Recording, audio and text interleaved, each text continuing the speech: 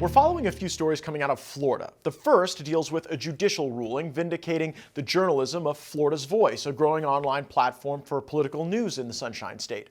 Florida's Voice had uncovered a circumstance where a mailer was sent by the political operation of State Senate President Ben Albritton. That mailer, sent in a Republican primary, blamed the candidate, Bowden Kuo, for taking money from Chinese donors, which was true. Kuo had immigrated from China. He started and grew a successful chain of grocery stores, and when he ran for the state Senate, he was backed by Chinese donors from around the country, many of whom had grown up in China and had immigrated to the United States, may become American citizens, and some Chinese citizens. Florida's Voice covered the race and published perspectives that both supported and criticized the assumptions in the Albritton mailer. Kuo sued Albritton and Florida's Voice. He lost both cases. The media outlets are cheering the ruling, dismissing the case, saying it's a victory for the First Amendment and independent journalism. We're also following the ongoing criminal investigation of Hope Florida, a charity aligned with First Lady Casey DeSantis. Governor Ron DeSantis held a press conference, and he reacted rather emotionally to the criticisms of the embattled entity. And you have one jackass in the legislature, I'm sorry, it's true, who's trying to smear good people. Joining us now, the founder and CEO of Florida's Voice News, Brandon Leslie. So, Brandon, you had a big win in court. What do you think this case you've just gone through means for journalism and the First Amendment? I think it means the entire world, because you know what happens with these independent journalists when they're getting to the bottom of the truth. People with deep pockets like to try to intimidate, bully those smaller companies such as mine, as Florida's Voice, because we don't have the attorneys and all the legal funds that big companies like CNN and Fox have. So we got to stick to our principles here and not give in to the bullying. And when we don't do that and we actually win in the end after a year of just harassment in court, it really sends a message out there that, the truth does prevail and that our First Amendment rights is here to stay and it's not going anywhere.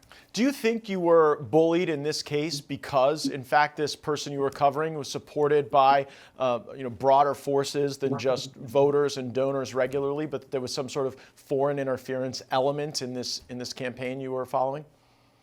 It's really hard to tell if the CCP was involved, but I can confirm that there were outside funding and support for this candidate. And when we started asking those questions and reporting about it, and other conservative organizations started writing letters to the governor to raise awareness about this political candidate, and then we started reporting about those documents that were sent to the governor, that was when all of a sudden, right in the middle of this heated campaign cycle, we're getting slapped with $1 million lawsuit. It's almost like they were trying to shut us up right in the middle of the campaign. So a lot of it is really suspect, but he 100% had outside donations from that weren't U.S. citizens, even Chinese ones.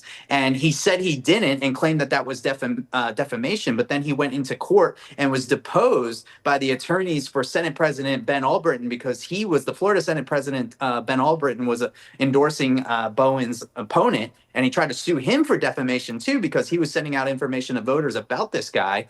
And in court, in the deposition, he even admitted that he had this outside support. So he completely contradicted himself. So kudos to the Senate president for also standing his ground and taking this to the very end. He won the lawsuit against this guy as well. I just wonder if this model is something that we're going to see repeated, where you get someone of Chinese descent that enters a political contest. They're able to tap somehow, and you and I don't know how, this really national base of rich people of Chinese descent, some people who have Chinese citizenship as donors, and then acquire political power in our system. If you see that model elsewhere, is that the type of thing that federal law enforcement ought to look into?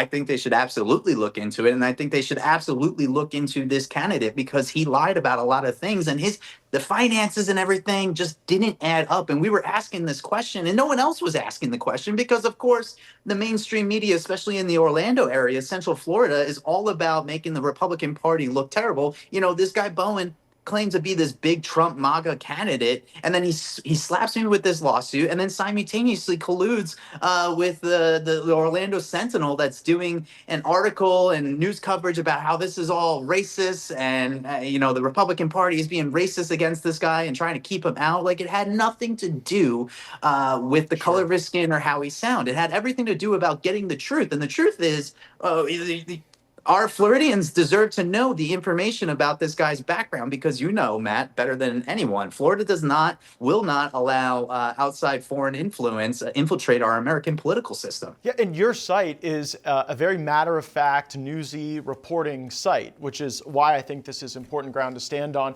But speaking of things that make Republicans look terrible, Hope Florida. Like, I am concerned that Hope Florida may have been victimized here. I don't even know if Hope Florida knew that they were a pass-through for this settlement money that was supposed to go to the Medicaid program, but instead ends up in Attorney General James Uthmeyer's political committee. You've covered Ron DeSantis a long time.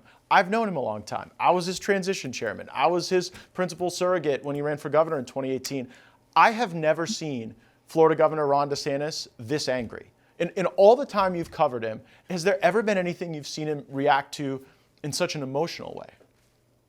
There's one thing I have learned about Governor Ron DeSantis, and there is nothing that matters more to him than his wife and kids. Like people like to make fun of him because he's not like out on Friday nights with other politicians. It's because he's home with his wife and kids. And listen, his wife running for governor, that was a very real possibility. I think that possibility is definitely dwindling day by day here. And the further that this negative publicity comes against her, it definitely hurts her chances a lot. And, right there, that shows you why he's so emotionally invested in this and why he's so upset, because he does adore his wife at the end of the day, and he does want her to be the next governor of the state of Florida. So all of that is just like slipping out of their hands, and there's nothing they can really do about it because it's out of their hands. It's being investigated by one of the state attorneys here in the state of Florida, and you know what, the media, you know how the media is, especially with their obsession with the governor. They're not going to give up on this, and this story is not going to go away. And if you Google, see, this is where it really hurts. Like,